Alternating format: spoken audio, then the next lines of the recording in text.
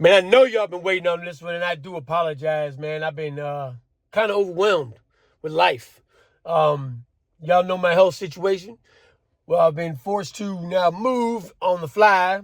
On top of we had to get a different car, man, because the car got totaled. But hey, yo, he got graped by his own gang. Part two. Let's get into it, y'all. Gladiator gang, you up to bat, baby? Let's go.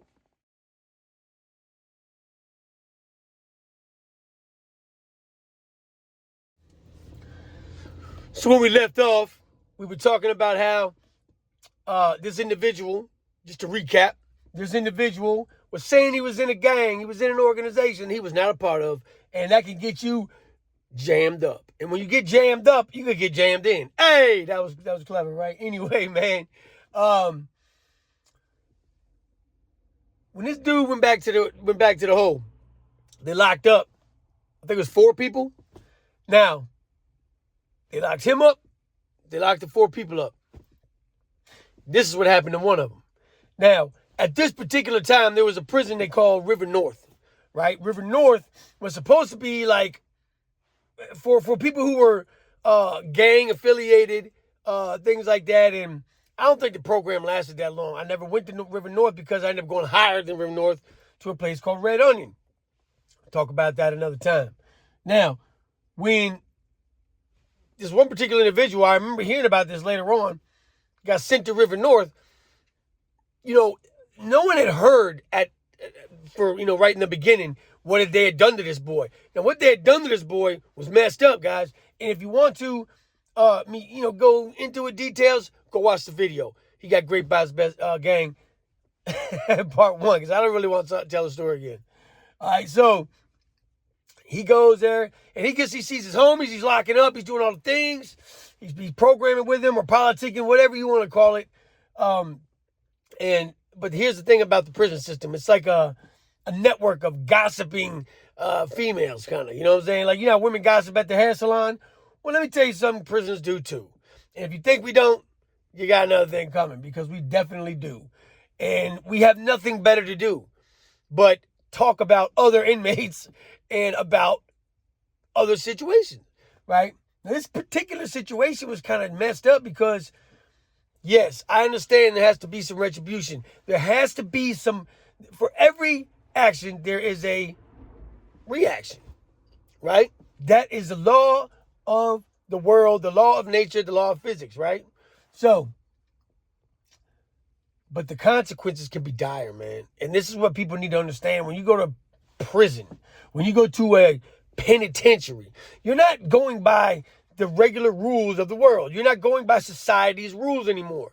You are in a different society. You are in a alpha male controlled environment, right? And there is no room there's no room to mess up, because the distinction between what we feel is right and wrong is very, very, I don't know, man. It's kind of like, it's very black and white. But whatever yard you go to, whatever prison you go to, things might be different. This is what I mean by that. Yes, the politics will remain the same. Yes, this, that, the third. But whoever's running that yard for that organization might do things different than the last guy, even though they're going on the same pretense, the same flag, the same whatever. It could be different because the personality is different. Real quick example, right? So I tell a story about me and this other guy that were both kind of at the top of this organization I was in, right? Both had the same rank. Now, I was on one side of the yard. This was a big prison. This was Greensville. This is basically 3 prisons in one. S1, S2, S3. I was on S1 at the time. He was on S3 at the time. I got moved over to his yard, right? Or that side of the yard. Now, I was very militant. I was very aggressive. I was like, let's go to war. I'm an angry person.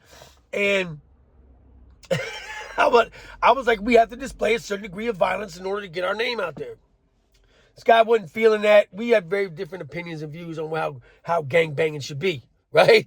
I was like, well, we're just going to get put in the same category as these other lames that have been trying to start these little, quote unquote, white organizations. Now, let me explain something to y'all real quick. I was not part of a racist white organization like a skinhead or a Nazi or a Adolf Hitler ideology, right? Negative. We actually did not get along with those guys because, well, I don't care about somebody's ideology. You can believe what you want to believe. But if you're standing on business and stand on business, it comes down to money. It comes down to respect. It comes down to how you portray yourself on that yard. I don't give a damn what you believe in. As long as you earn yours, hey, I got no option but to respect it. But when I see another organization, a member, or even an individual who is dolo, go up in your butt and take your sack on the yard in front of everybody, I don't give a damn what you believe in. You're a bitch. Straight up. To me, you're a bitch. So,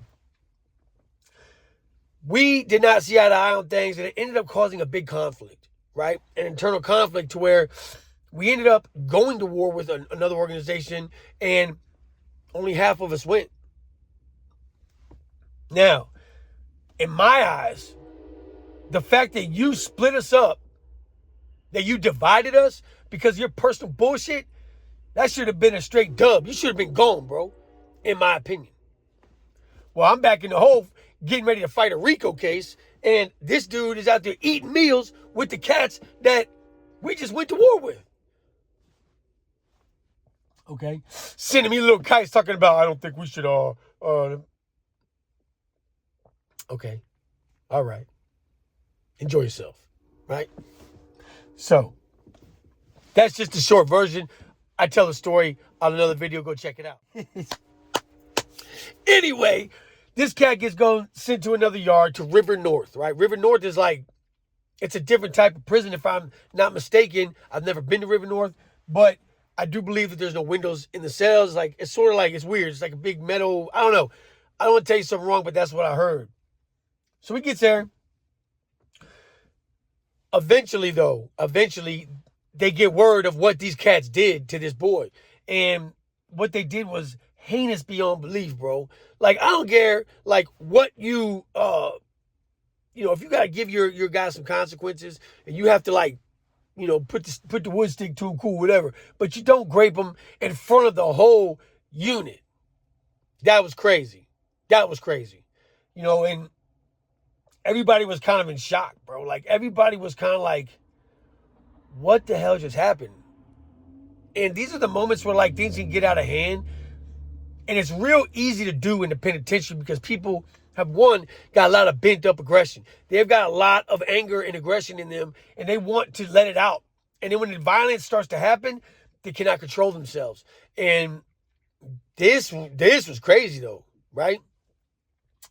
So the big homie, the El Capitan, the King Ding-a-ling of that yard is, he hears about it, he gets wind of it. Now, he doesn't say anything at first. And from what I understood, he let it ride for like a couple weeks. Let the kid get comfortable. He wanted to see if the kid was going to be useful first. Now, this was a smart play. He could have easily sent because this is a big group. One of the biggest in the prison system. He could have sent 5 or 6 of his own guys to take care of him and get him up out of there. Now, the reason he kept it quiet was this. When there's an incident with your own crew or with your own organization, the yard and other organizations are expecting you to handle it accordingly. That means you yourself or your crew is going to handle it in front of everybody. You have to make an example. Okay, you have to make an example of whoever it is, because if you don't, then they're going to make an example out of you. That's a fact. Now, before the rumor mill could get wind of the incident that happened at this other institution, he had to come up with something. There was a situation with a couple other people that he had where he needed somebody to go take care of it. And this was what he was going to do. You have different levels of rank in most organizations, okay? And when you have different levels of rank in organizations, what you're going to have is captains, lieutenants, field sergeants, and all that, right? He told that boy, look, I know what happened, what you did to the other kid at the last prison. You are now a send-off, basically, is what he's telling him. You're going to go handle his business. I don't care if you go to the hole. I don't care if you catch a street case, because if you don't go handle this, we're going to handle you. Straight up. That's how it went down. So, during lockdown that day, right, they sent one of their guys to his cell and they slid a knife under the door, right? And the guy that was in the cell with him said that when he looked at that knife, he said he turned ghost white. They said that he's just shaking and throwing up in the toilet before rec came, because he was going to have to use that knife on the next rec call. Now, picture this, guys. This kid wasn't no life sentence guy. He wasn't no 20 years. He had I think he had 4 or 5 years. He wants to go home. Now, when you sign into an organization, you sign on to their rules, their politics, their goods, their do's, their don'ts, they're all the things. There's no, you can't pick and choose. You have to do what the big homie tells you to do. Now, by you doing some old and some old shit, some literal shit, right? You're going to have to pay for that. And when they said that dude out to wreck, the next wreck call, they said he walked a couple laps, and they're laughing at him. They think it's funny. People think this is funny. They think it's funny that this dude is throwing up because he's got to go unalive somebody. That's how messed up prison is, dude. And there's nothing else that people have to really do and talk about. So they're watching. Kid runs up to whoever the target was, right? The target was who it was, and he hits him. Whack! Not only did this kid run his time up, not only did he have to go to court for what they did to that other boy, but when he hit this dude with this little knife that they gave him, this man turned around and beat this kid inches from his life in front of everybody.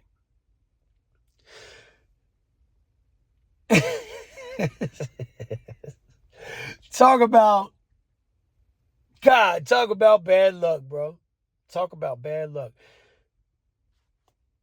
You tricked it up. You tricked your time up. That's what they call it, tricking your time up. Your time did you. You didn't do yours.